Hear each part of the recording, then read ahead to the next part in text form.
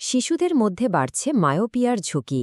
সারাক্ষণ মাথাব্যথা করা বাঁচার উপায় কি? মায়োপিয়া বিভিন্ন কারণে হতে পারে, তবে চিকিৎসকদের মতে মায়োপিয়ার অন্যতম বড় কারণ হল সূর্যের আলোয় কম সময় কাটানো। চিকিৎসকদের মতে চোখের স্বাস্থ্যের জন্য প্রাকৃতিক আলো ভীষণ জরুরি। সকালে ঘুম থেকে উঠেই আমাদের হাত চলে যায় মোবাইলের দিকে। মিনিট 10-15 সমাজ মাধ্যমে উঁকি না দিয়ে অনেকেরই দিন শুরু হয় না। শৌচালয়ে গিয়েও শান্তি নেই, সেখানেও সঙ্গী ফোন।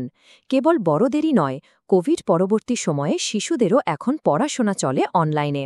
তাদের ক্ষেত্রেও স্ক্রিন টাইম আগের তুলনায় অনেকটাই বেড়েছে। মোবাইল, ল্যাপটপ কিংবা ট্যাব যে কোনো স্ক্রিনের দিকে দীর্ঘক্ষণ তাকিয়ে থাকার ফলে দৃষ্টিশক্তি কমে যাচ্ছে তাদের।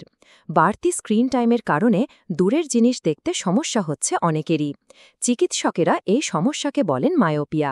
এই সমস্যায় যারা আক্রান্ত হন তারা নির্দিষ্ট দূরত্বে থাকা সবকিছু ঝাপসা দেখেন।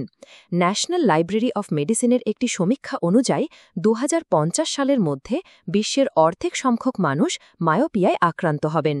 মায়োপিয়ায় আক্রান্ত রোগী কাছের জিনিস দেখতে পারলেও দূরের জিনিস দেখতে তাদের সমস্যা হয়। মায়োপিয়ার উপসর্গ কি? 1. দূরের কোনো জিনিস একেবারে ঝাপসা দেখা। 2. দূরের কোনো জিনিসকে স্পষ্ট দেখার জন্য চোখের পাতা কুঁচকে কাছাকাছি নিয়ে আসা। 3. সারাক্ষণ মাথা ব্যথা করা। 4. চোখে যন্ত্রণা। মায়োপিয়া বিভিন্ন কারণে হতে পারে, তবে চিকিৎসকদের মতে মায়োপিয়ার অন্যতম বড় কারণ হল সূর্যের আলোয় কম সময় কাটানো। চিকিৎসকদের মতে চোখের স্বাস্থ্যের জন্য প্রাকৃতিক আলো ভীষণ জরুরি। বিশেষ করে শিশুদের ক্ষেত্রে সূর্যের আলোয় বেশিক্ষণ থাকলে রেটিনায় ডোপামিন নামক যৌগের ক্ষরণ বেড়ে যায়। এই যৌগ দৃষ্টিশক্তির উন্নতিতে এবং মায়োপিয়া প্রতিরোধে সাহায্য করে। তাই শিশুদের দিনের আলো থাকতে থাকতে বেশি করে বাড়ির বাইরে সময় কাটানোর পরামর্শ দিচ্ছেন চিকিৎসকেরা। চোখ ভালো রাখতে এই অভ্যাস খুব স্বাস্থ্যকর। এছাড়াও জিনগত কারণেও মায়োপিয়া হতে পারে। মায়োপিয়ার ঝুঁকি এড়াতে সবার আগে ফোন থেকে দূরে থাকা ভীষণ জরুরি। সকালে উঠে ফোনের পিছনে সময় নষ্ট না করে বাইরে বেরিয়ে হালকা শরীর চর্চা কিংবা হাঁটাহাঁটা করতে পারেন। শিশুরা স্কুল থেকে ফিরলে অবশ্যই সন্ধ্যা হওয়ার আগে তাদের মাঠে খেলতে পাঠান।